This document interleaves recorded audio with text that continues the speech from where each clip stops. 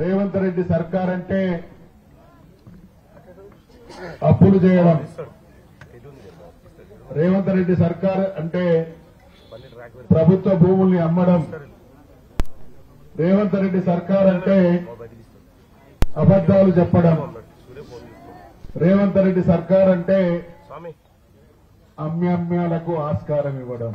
2 సంవత్సరాల కాలంలో తెలంగాణ ప్రజల ప్రయోజనాలకు, తెలంగాణ ప్రాంత ప్రయోజనాలకు అడుగడుగున విఘాతం కలుగుతున్నటువంటి ఈ పరిస్థితిని ప్రతిఘటిస్తాం, ఎదిరిస్తాం. త్యాగాల చరిత్ర కలిగినటువంటి మా పార్టీ మీ గుండెల్లో నిద్రపోతుంది అనేటువంటి హెచ్చరిక చేస్తా ఉన్నాం రేవంత్ రెడ్డి గారి ప్రభుత్వాన్ని. వ్యక్తిగత ప్రయోజనాల కోసం, వ్యక్తిగతమైనటువంటి సంపాదన కోసం రాష్ట్ర ప్రయోజనాలను విస్మరిస్తున్నటువంటి దుస్థితిని తీవ్రంగా ఖండిస్తా ఉన్నాం.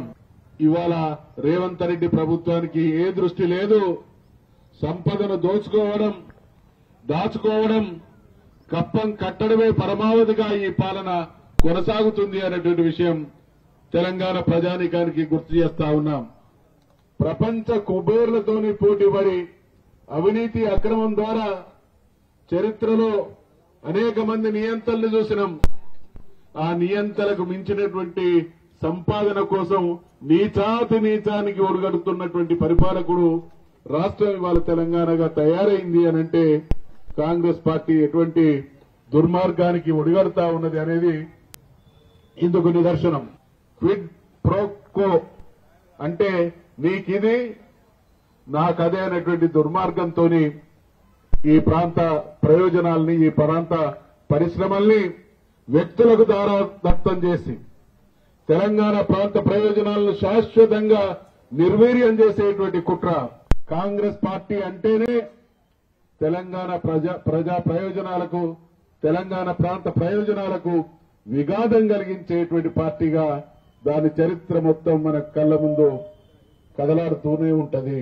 తీసుకొచ్చినటువంటి హైదరాబాద్ ఇండస్ట్రియల్ ల్యాండ్స్ ట్రాన్స్ఫర్మేషన్ ఈ విధానం ఏదైతుందో ఖచ్చితంగా ఈ రాష్ట్ర ప్రయోజనాలను, ఈ ప్రాంత ప్రయోజనాలను తాకట్టు పెట్టేటువంటి దుర్మార్గమైనటువంటి విధానం. కాబట్టి ఇవాళ మరి రేవంత్ రెడ్డి గారి ప్రభుత్వంలో ఉన్నటువంటి మంత్రులను డూడు బసవన్నల్లాగా, గంగిరెద్దుల్లాగా తలకాయలు ఊపకండి.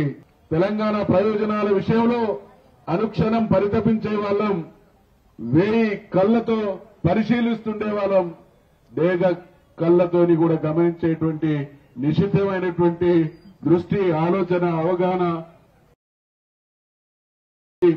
బీఆర్ఎస్ పార్టీ నాయకులుగా, కార్యకర్తలుగా ఖచ్చితంగా మీ నిర్వాకాన్ని అడుగడుగున ప్రతిఘటిస్తాం, ప్రజాక్షేత్రంలో మిమ్మల్ని నిలదీస్తాం అనేటువంటి విషయాన్ని ఈ సందర్భంగా గుర్తు చేస్తా ఉన్నాం.